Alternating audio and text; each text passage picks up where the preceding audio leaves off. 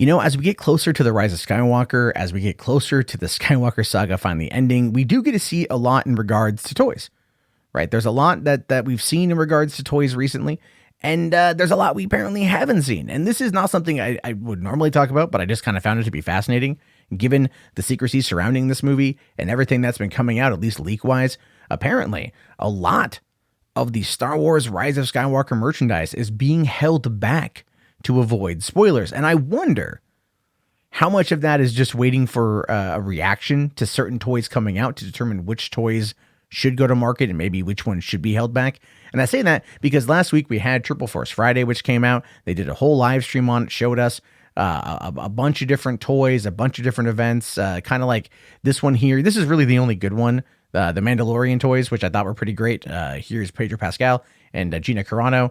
And you've got like the little Mandalorian bobblehead, which I'm so going to buy because I've got the Boba Fett one. So I want the Mandalorian one. And that ATST right there is going to be, I want that one too. Again, this is the only one I'm really interested in. Truly, this is the only one I'm really interested in. But this is what it says. This Friday is set to be Triple Force Friday. It's the day that a massive amount of Star Wars merchandise is set to be released, promoting 3 major Star Wars projects: video games, Star Wars Jedi Fallen Order, The Mandalorian, and Rise of Skywalker. Based on the preview event that this particular reviewer attended last week and everything that was shown during the live stream reveal, there's a lot of stuff set to come out, although possibly not as much as you might think. Well, okay. So he says he spoke with Hasbro Senior Director of Global Marketing, Mike Bullock, at Lucasfilm last week, and he estimated that, at least in the case of Hasbro, only about a third of the products that are being produced for Star Wars The Rise of Skywalker will actually hit the streets on Triple Force Friday. The primary reason is that they wanted to avoid spoilers, saying here, "We have clear conversations about what can come out when and what needs to stay under wraps. We work around things with that in mind, at least from a Hasbro standpoint. The product on display is maybe 30-35% of our full line." And to me, that's fascinating because I understand the desire to not want spoilers. I understand the desire to not want to give things away, but it really does kind of feel like maybe they should. Leaks are going to come out as it is and might as well get ahead of it, right? This is what they've shown us so far that's going to be available this Friday when it comes out. The core cast that we know of.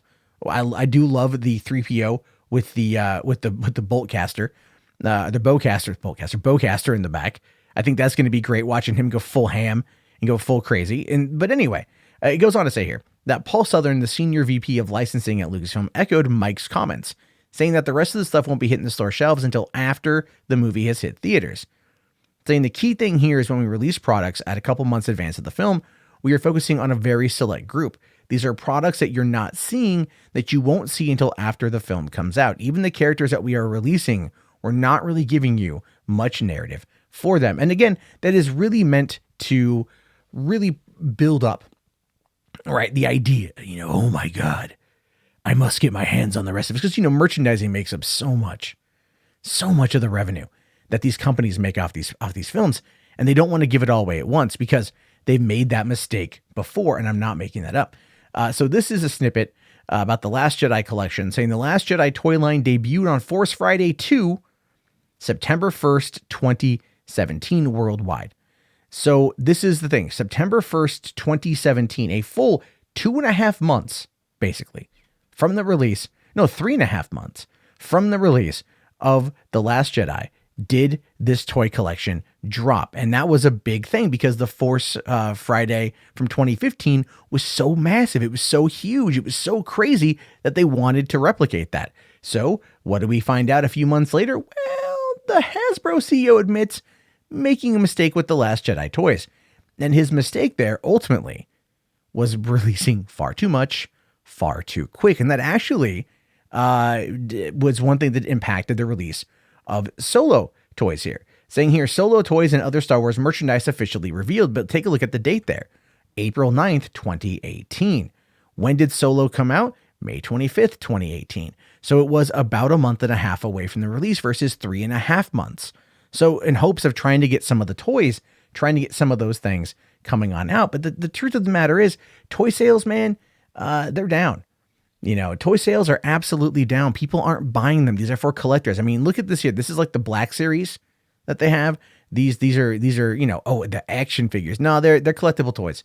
This is the collectible action figures. These are the kind of things that are going to be kept in box, mint in box, sold at conventions, sold at eBay, sold online, those kind of things. And as a result of that, that's what's keeping the market alive. The average person, the average kid doesn't really want that. They want like a video game or something, or they want something, maybe a t-shirt, something they can wear or whatever. And that, of course, is why the toy sales that were so massive in regards to the, you know, I guess you could say the proliferation of Star Wars back in the 80s is just not where it's at now. People want good filmmaking. People want The Mandalorian that I added a Santa hat on because it's coming. I think it's going to be a great Christmas present. Christmas is going to come early for Star Wars fans when it comes to The Mandalorian. And I think that really out of all the toys I saw, The Mandalorian had probably the coolest looking stuff. I think the toys that are probably going to sell the best. It's the ones people tend to care about, the ones people kind of want to see more from. And really, at the end of the day, Triple Force Friday, I don't think we're going to see it again. I think this is the third and final time. There are always going to be toys out there. But the biggest problem when it comes to Disney is they license so many just knock off things that are terrible. I don't need like a Millennium Falcon gum dispenser. You know, it's a cheap $1 toy you get 3 months later in the clearance bin because they're not selling. And that's the biggest problem.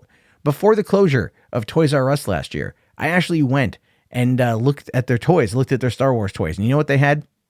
A ton of Last Jedi and even a fair amount of The Force Awakens. These toys don't sell. And the thing is that they're trying to build hype.